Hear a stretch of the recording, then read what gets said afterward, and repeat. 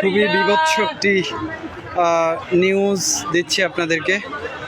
সেটা হচ্ছে এখান থেকে প্রচুর মৃত মানুষের গন্ধ পাওয়া যাচ্ছে, প্রচুর মৃত মানুষের গন্ধ পাওয়া যাচ্ছে।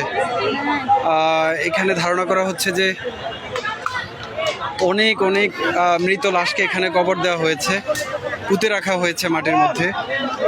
এখন প্রচুর গন্ধ আসছে এখান থেকে, মানুষ ঘুরে ঘুরে দেখছে কোথায় কি আছে। প্রচুর এখানে গণকবর দেওয়ার শঙ্কা করা হচ্ছে। প্রচুর প্রচুর অনেক গন্ধ বেরোচ্ছে এখান থেকে। এই জায়গাটি হচ্ছে গণভবনের ভেতরের সামনের সাইড। অনেক মানুষকে এখানে পুঁতে রাখার আলামত পাওয়া যাচ্ছে। আমি আপনাদেরকে একটু দেখাচ্ছি। এখানে এই যে নতুন চিহ্ন দেখা যাচ্ছে, চিহ্ন দেখা যাচ্ছে যে এখানে গণকবরের চিহ্ন পাওয়া যাচ্ছে গণভবনের ভেতরে। প্রচুর মরা লাশের গন্ধ বেরোচ্ছে এখান থেকে। এখানে উৎসুক মানুষ দেখতে পাচ্ছে।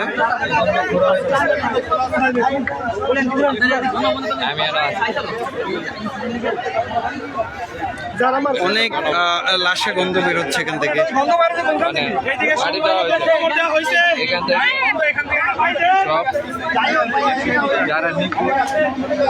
এখানে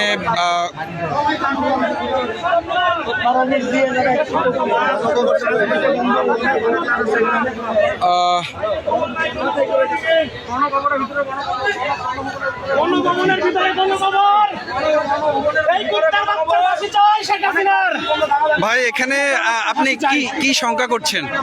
ভাই এখানে 1000 উপরে মানুষের গণকবর দেওয়া হয়েছে ভাই গণভবনে। জি, 1000-এর উপরে গণকবর দেওয়া হয়েছে।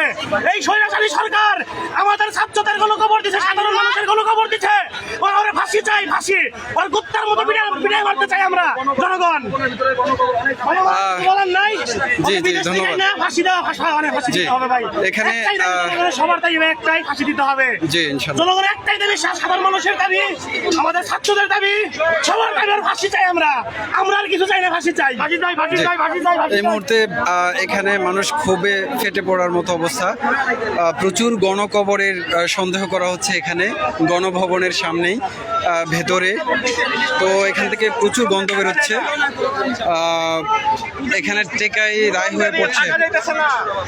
এখানে চিহ্ন দেখা যাচ্ছে, অনেক নতুন কবরের চিহ্ন পুঁতে রাখা হয়েছে, পুঁতে রাখার চিহ্ন দেখা যাচ্ছে গণভবনের ভেতরে।